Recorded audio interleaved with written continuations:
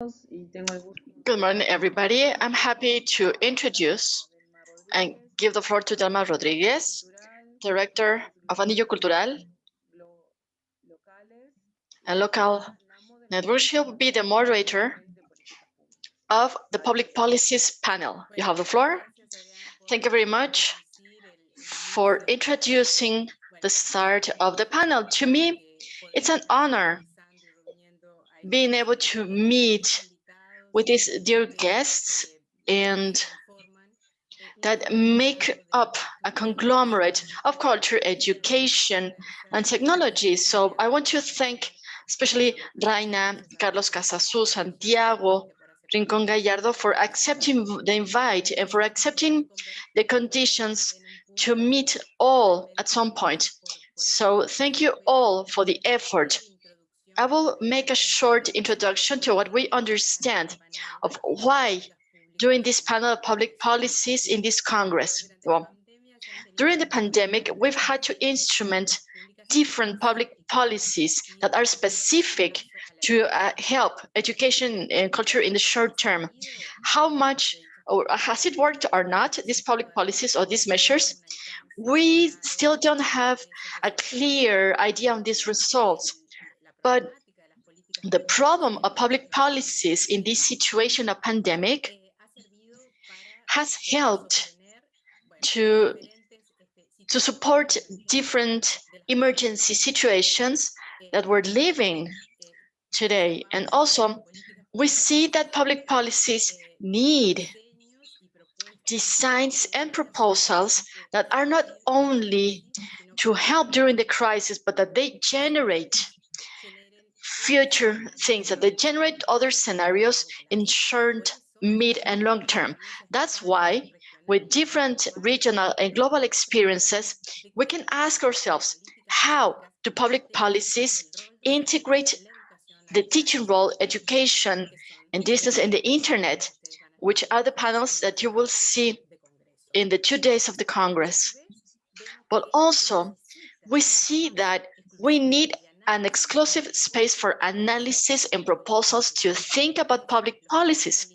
That's why the three panelists of this round have their profiles with very rich trajectories in culture, education, technology, and public management. Not only will they analyze what we learned in the pandemic, but also they will give us keys, valuable keys for the cultural transformation, innovation in education, and the synergies, the productive synergies that are necessary for collaborative networks and to build especially local and global improvements. And why not a better world? So let's welcome again. We're honored for having here these three speakers. And as you already know, we will be introducing our guests through a drawing, an animated drawing, a time lapse that our collaborators have made. We will introduce Riane Eisler, who will be, her drawing will be playing by Carlos Lemus. We want to thank him for being able to generate this beauty that will introduce Riane Eisler. Riane, Dr. Riane, has received the award to the Distinguished Peace Leadership that was also given to the Dalai Lama, and she's internationally known for her innovative contributions as a scientist of system futurist and historian. She's author of the book Chalice and the Blade, that of course we recommended especially, and also Real Wealth of Nations. This book of Real Wealth of Nations has been acclaimed by Desmond Tutu, Nobel Prize Award recipient, and he said it's a model for the better world that we have been seeking so urgently and for so long. Another of her important books is Nurturing Our humankind. We recommend all of these books that will generate a lot of contribution to you. Her documents and her pioneer work offer new perspectives to build future societies that are less violent and more equal, balanced on gender and sustainable. Riane is president of Center for Partnership Systems. She's head editor of the Interdisciplinary Studies magazine, and she's a distinguished teacher of that offers PhDs and masters based on social scale of collaboration domination that she has generated. All her theory of cultural transformation. Welcome, Riane. Thank you for your legacy, and thank you for being with us, and especially because this legacy will keep enlightening to many generations ahead. Go ahead. Thank you, Delma. As you know, our topic is foundations for partnership public policies. But first, I would like to start on a personal note, because as those of you familiar with my work know, I have a great deal of passion for positive policy and social change. And that passion is deeply rooted in my childhood experiences as a child refugee from Nazi Europe with my parents, which in terms of the new conceptual framework that I've introduced was a massive regression to a rigid domination system. Now, that trauma led me to questions that I'm sure many of you have asked at some point in your lives. When we humans have such an enormous capacity for consciousness, for caring, for creativity, why has there been so much insensitivity, cruelty, and destructiveness? Is this inevitable, or are there alternatives? And these questions eventually led to my multidisciplinary, cross-cultural whole systems research, which focuses not only on deconstruction, but on reconstruction. And specifically, it focuses on identifying the core components of societies that support our positive human capacities, and on how we can build these kinds of societies. Now, my whole systems approach, and could you switch, please? Oh, I see, they're all there. Okay, we're going to go to la escala social de dominación y colaboración. All right, so my whole new systems approach identified two social configurations, and these are configurations that go beyond conventional social categories that we're all used to, like right, left, religious, secular, Eastern, Western, and so forth. The domination social configuration and the partnership social configuration. And what this lens, this new lens of the partnership domination social scale reveals is the relationship between our intimate childhood and gender relations on the one hand, and politics and economics on the other, and of course, education, media, etc. And it shows that we have to look at the whole picture, the whole system, if we are to build a society that is more peaceful, sustainable, and equitable. Now, for example, using this new lens, we can see that the progressive social movements of modern times have all challenged the same thing, a tradition of domination. The Enlightenment in the 17th century challenged the so-called divine right of kings to rule over their subjects. The feminist movement challenged the, again, so-called divinely ordained right of men to rule over women and children. The abolitionist civil rights Black rights movement, Black Rights Matter movements challenge the, again, so-called divinely ordained right of a, quote, superior race to rule over, quote, inferior ones, all the way to the environmental movement, challenging our once idealized conquest and domination of nature.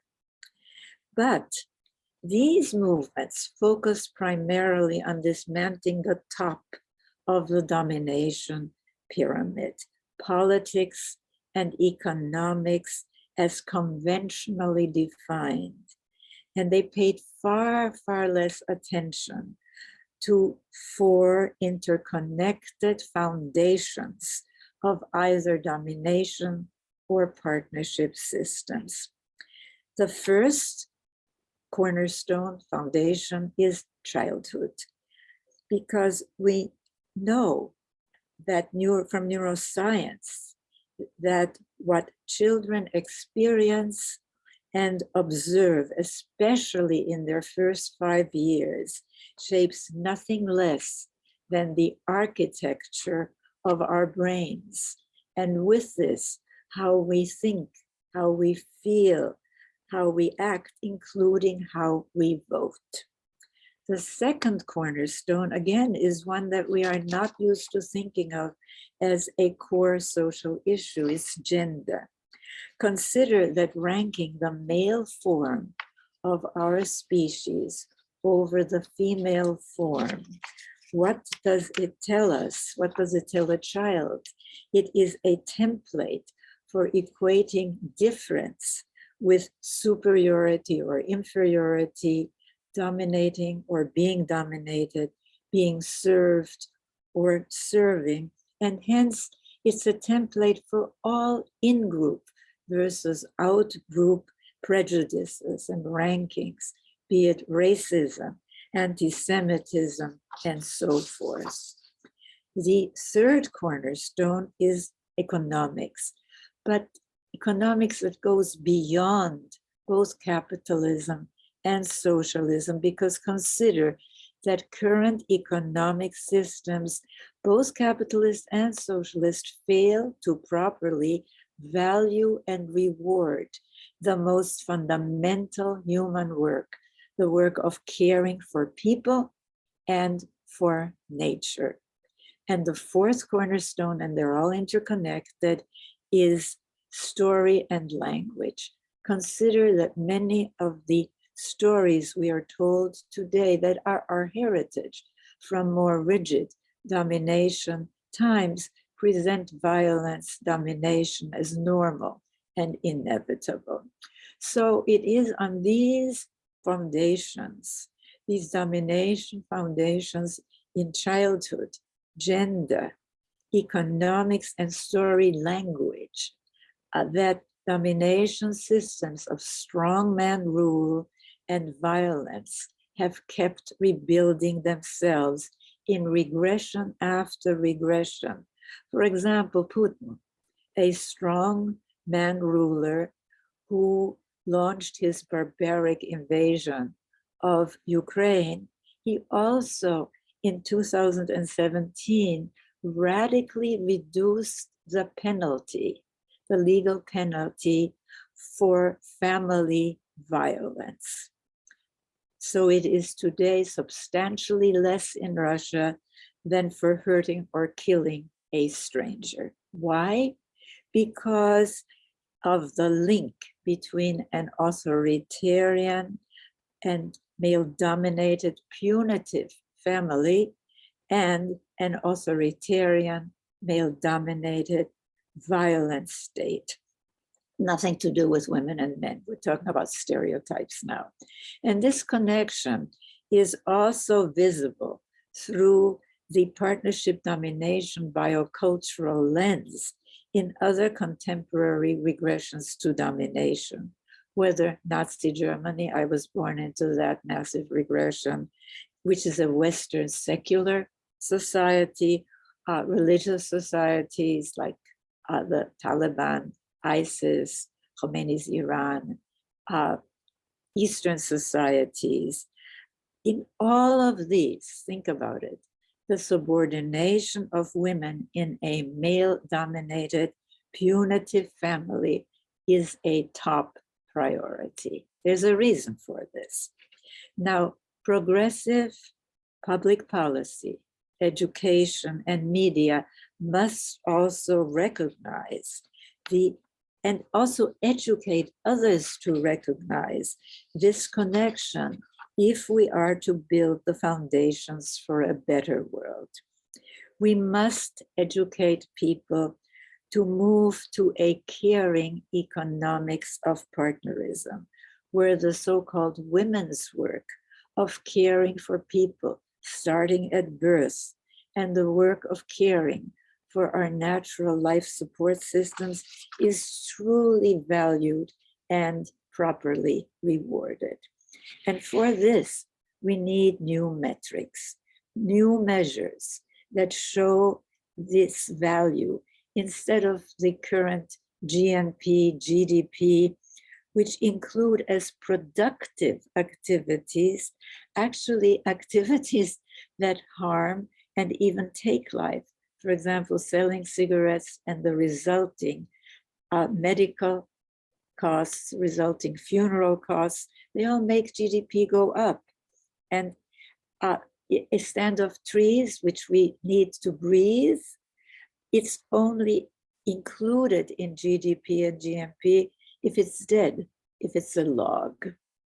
So at the Center for Partnership Systems, we are developing this metric, the Social Wealth Index, so that policymakers in both business, in government, in education, in media, have the information they need to accelerate the shift from domination to partnership systems. And the good news is that we have models of partnership-oriented societies, because we know today from archaeology, from mythology, from DNA studies even, that for millennia, we humans lived in societies that orient more to domination, to partnership than to domination. And this is evidence is detailed in my books, especially in The Chalice and the Blade. Now, we also know that we can create the tools we need to support policies that can move us from domination to partnership systems. And these tools include: one, changing how we measure economic health; two, demonstrating that supporting care work can cut through cycles of poverty; three, implementing a cohesive family policy where care work, still done for free, primarily by women in families, is rewarded, such as affordable and well-paid, high-quality early child care, generous paid parental leave, early childhood education, etc. For sharing evidence that investing in caring for people and nature is good for business and society. And five, and this is vital, recognizing that economic systems are affected by and in turn affect the larger social system. Now, education and media have a major role and responsibility to accelerate this shift to a more equitable, less violent, more sustainable partnership future. I thank you.